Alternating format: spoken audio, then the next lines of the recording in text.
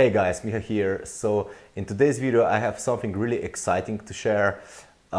It might not be like the most attractive piece of artwork out there, and it might not be like this really colorful, amazing illustration or painting or anything, but it is a study of a sculpture, and it is really something really good if you want to practice how to convey form, to make form look believable in a painting or a drawing. So this is the kind of thing that if you study a lot of, if you look at the videos from what people do at different ateliers at the world, or some really like cool classical art schools like the Florence Academy of Art, or I think it's the Angel Academy of Art or stuff like that. The academies that people like Cesar Santos or other really good classical artists go, and where they learn techniques like this. So this is an example of charcoal drawing that you do while looking at a cast, and it's done in like black and white, and it has really like you really have to be careful how you set up the lighting situation. You really have to know how to keep all the values correct to get the feeling that this statue looks believable, and to create the illusion of form so that it actually looks like a statue once it's converted to a 2D image. So it's really good practice if you want to practice values and get a better feel of how actually conveying form on a two-dimensional surface works. So this is like one of the fundamental things that you have to understand if you want to move on to color or move on to any kind of or move on to creating any kind of representational artwork. And it's basically a thing that's been done for like since the Renaissance, or even before then, or even before the Renaissance. Artists have been learning to draw and paint like the fundamentals by observing sculptures from the old masters, and also the old masters learned from observing and drawing and painting sculptures. Because you have this really one light source, it's always there, it doesn't move like a model. So if you're beginning or just starting out, it's really good practice to get a good feeling of the values, of how values interact in the light and over the face and over the form of the sculpture. So it's really like a good exercise in drawing and painting fundamentals. Even though this is a drawing, the fundamentals that you learn and what you learn here transfers to basically any kind of representational art, whether it's illustration, painting with oils, or any kind of stuff. So it's really good practice. And since I've been really trying to learn the fundamentals of drawing and painting, like these really core fundamentals like values, edges, proportion and perspective and all of that kind of stuff, I've really found out that I need to improve on that.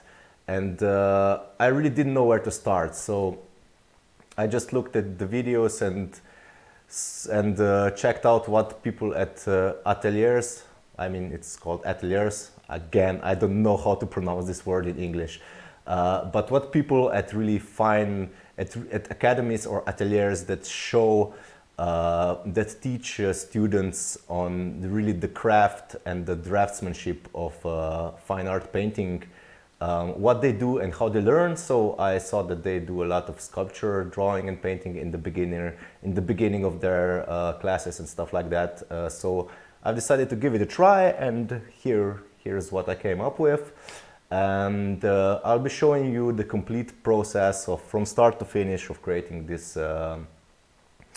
this statue drawing or cast drawing. I think it's called cast drawing. And yeah, I've sped it up because the complete process was about 6 hours, and I really don't expect anyone to spend 6 hours watching my every like little stroke on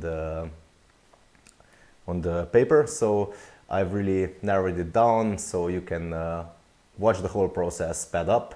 I think I sped it up around 20 times, so it should be a really quick watch if you want to just see how the process goes without looking at the screen for 6 hours. So that's it, guys. I've really learned a lot doing this cast drawing, and I really can't recommend this practice enough, because you really get a feeling of how to how the light interacts, how to create all these shadows, and how to create the illusion of the 3D form on two-dimensional paper. And also, if old masters did it, I think that it really can't hurt anybody to give it a try. It's probably not the first one or the last one. It's probably not the last one that I'll do, because I really enjoy this process. It really requires a lot of concentration, and you really have to be patient with it, not to mess it up, and really be careful with how you construct the values and the form, and where you put the shadows and where not. And it's always like, if you make mistakes, just go in there and correct them, or just take a break and come back with the fresh eyes and see what you can do about the mistake. So that's it, guys. I hope you will enjoy watching this time lapse. So without further ado, here it is.